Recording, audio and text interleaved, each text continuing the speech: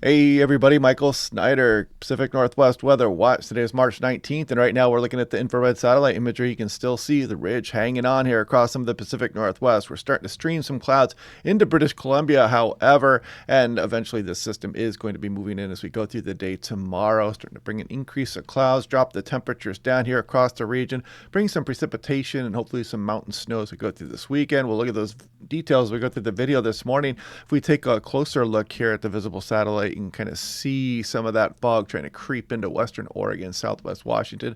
Not as intrusive as into the Puget Sound as it was yesterday, but you can see some of those clouds, mid and high level clouds streaming into British Columbia, and some high clouds across Washington, Oregon as we speak. And you can see if you were out in a boat there, you'd be kind of socked in the stratus there out over the Pacific Ocean. If we take a look at the European, this is simulated infrared satellite imagery, and you can see it's doing a pretty good job with the mid and high level clouds moving across British Columbia here.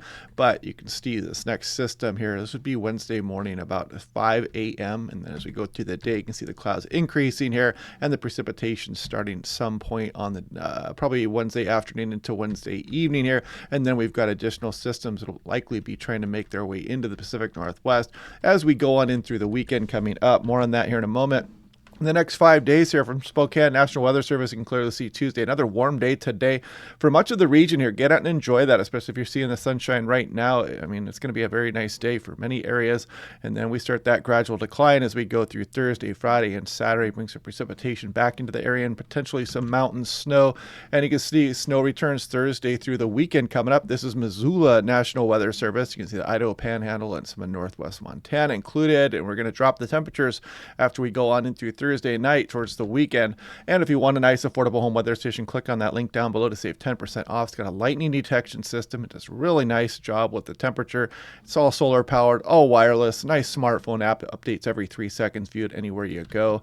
Now take a look at SeaTac. 66 yesterday, quite a nice day, 11 degrees above average, still 10 degrees off the record high we set back just in 2019. You might remember that quite warm stretch we had. 79 actually we hit on March 19th, 2019, and again 79 on the 20th. They're a very warm stretch we did have, but we also set a couple records with this one also, including that 74 degree day back on the 16th. Now, if we look at, I believe this is the Seattle National Weather Service office, it is 66 degrees there. 73 was the record high back in 2019. So we're done setting records, at least for this round. But, still above average temperatures coming today. If we take a look at Spokane, actually set the record high for yesterday. Wenatchee tied the record high. Pullman, 69, actually beat it by 2 degrees. Ephrata kind of smashed that old record by 4 degrees, set back in 2007. So 71 yesterday and 73 for Omak yesterday, a record high as well. And check it out. This is for Dallasport. 76 broke the old record high of 74. Walla Walla 72. Redmond, Oregon 77. And Hermiston 75 tied the record. And Ellensburg, Washington 74 beat their record high as well. And take a look at this. Hillsboro 77. The old record was 73. 77 in Portland. The old record was 71. Just absolutely smashed that record that was set back in 1988. So very warm days out there. And another fairly warm day again coming today. And Salem hit 76. That tied the record at McMinnville 74.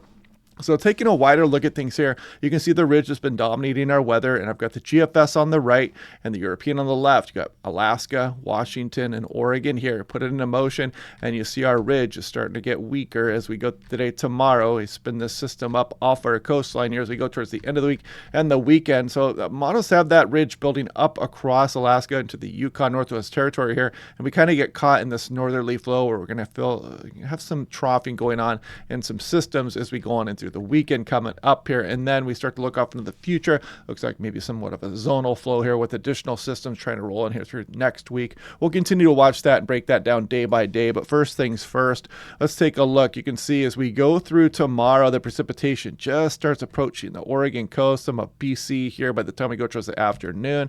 There's the nighttime hours of Wednesday, some precipitation coming up over the region. And then we're going to have the slow spinning off our coastline as we go on in through the day Friday, bringing another round of precipitation across much of the area as we go on in through Saturday as well, and then additional systems likely after that.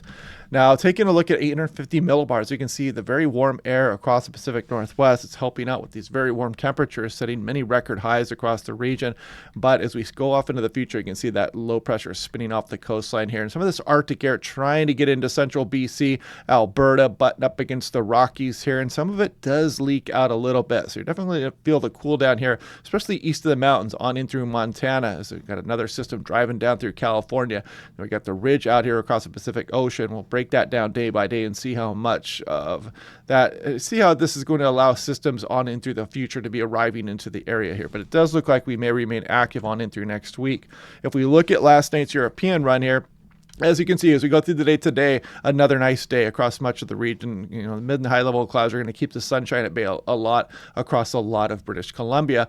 But as we roll through the day tomorrow, you'll notice the increase of clouds as we go through the afternoon and evening hours. Precipitation starts rolling back in here, and then we're going to have this low off our coastline here, spreading a system all the way from California back up into Washington, Oregon as we go through the weekend. And then another system will be approaching at some point here as we go through Sunday night. Now, looking at Spokane International, you can see the temperatures for today, then tomorrow, and the gradual cool down, and then we're dropping off pretty well as we go through the weekend and on in through early next week also. So check these temperatures out. I mean, we're dropping off by 25, maybe 30 degrees for some areas. Portland International, you can see the decline coming as we go through the weekend as well. Another fairly warm day again today.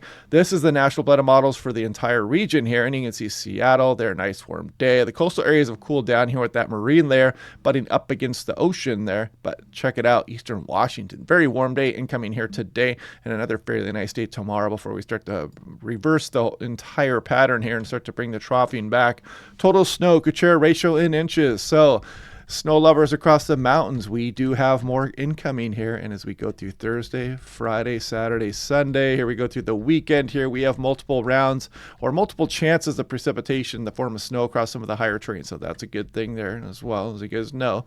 And, you know, not bad amounts showing up here. This goes through 10 days here, but some decent amounts coming across the Cascades, maybe some snow for the Blue Mountains, the Rocky Mountains as well, British Columbia, some of the Olympics where they need it also. And you can see the snowpack, we're not doing too hot, and we are losing some of our snowpack as we go through these warmer days, but we're going to stop that here in the next couple of days and start to add to some of that as I just showed. 6 to 10 day temperature outlook. Look at this, much of the west, including some of the central portion of the country, below average all the way through March 28th. Here's the 6 to 10 day, kind of a bullseye across the southwest, but does include portions of the Pacific Northwest as well. 8 to 14 day, much of the lower 48 below normal, and much of the lower 48 above normal precipitation here as we go all the way through April 1st. So anyway, yeah, get out there and enjoy that. I mean, you're going to look back fondly at these days probably as we go on into this weekend and next week as we go back to our pretty typical pattern here. We're going to have systems rolling in here off and on precipitation, try to build some mountain snows, and we'll be breaking down those systems a little bit more here as we get closer to them. That initial one looks like it's setting up right off the Oregon coast, and then we'll watch what's coming as we go on into the early portion of next week. But anyway, hope you guys are liking these videos. Click like and subscribe. We'll do this again tomorrow, and I will talk to you guys then.